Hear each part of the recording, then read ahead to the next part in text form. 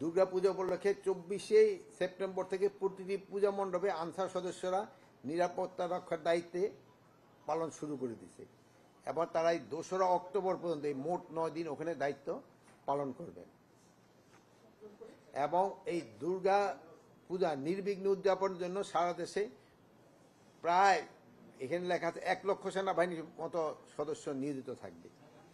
সীমান্ত সেনা এবং সদস্য মানে সশস্ত্র বাহিনীর সদস্য নিয়োগ থাকবে।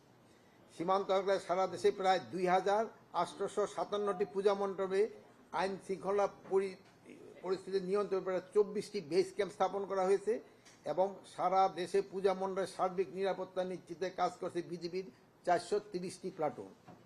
প্রতিটি পূজা মণ্ডপে কমিটির 7 জন সদস্য পালাক্রমে 24 ঘন্টা তারা দায়িত্ব পালন করবে। প্রতিটি পূজা মণ্ডপের কার্যক্রম মনিটরের জন্য স্বেচ্ছাসেবীদের একটি এনটিএমসির অ্যাপের সঙ্গে যুক্ত করার ব্যবস্থা করা হয়েছে। দুর্গা পূজা উপলক্ষে মহিলা শিশু মন্ত্রণালয় থেকে অনেক স্বেচ্ছাসেবী নিয়োগ করা হয়েছে। পূজা মণ্ডপের নিরাপত্তা বিধানে স্থানীয় গণ্যমান্য এবং ছাত্রজনতাকে অন্তর্ভুক্ত মনিটরিং কমিটি গঠন করা হয়েছে। প্রতিটা জেলায় জেলায় এটা কমিটি আছে। পুলিশ এবং অন্যান্য আইন শৃঙ্খলা বাহিনীর সদস্যরা গতবারের ন্যায় দায়িত্ব পালন করে যাচ্ছে এবং নিয়মিত টহল পরিচালনা করে। তাদের সংখ্যা প্রায় 70,000-এর মতো।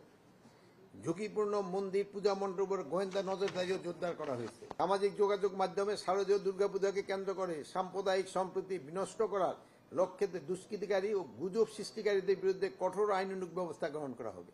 আপনারা জানেন অনেক জায়গায় কিন্তু গুজব ছড়ানো হচ্ছে।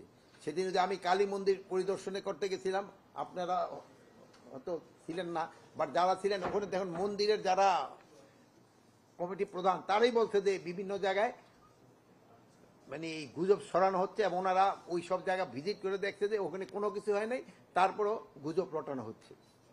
যোগাযোগ মাধ্যমে মিথ্যা ও বিভ্রান্তিকর তথ্য প্রতিরোধ করে জনসমক্ষে সঠিক স্পষ্ট বার্তা প্রচারের জন্য সকলকে নির্দেশ দেওয়া হয়েছে।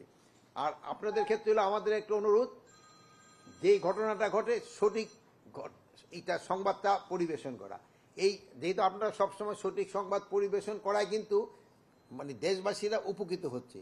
তা না হলে পার্শ্ববর্তী দেশ এবং ফ্যাসিস্টের কিছু দোসর সবসময় একটা মিথ্যা সংবাদ স্পেশালি ইউটিউব ফেসবুক এগুলিতে দিয়ে দেয়।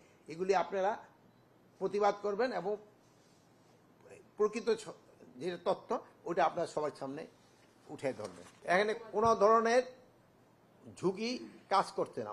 প্রতিবার যেহেতু এবারে পূজা মণ্ডপের সংখ্যা যেমন বাড়ছে, আইন শৃঙ্খলা সংখ্যা বাহিনীর সংখ্যা আমরা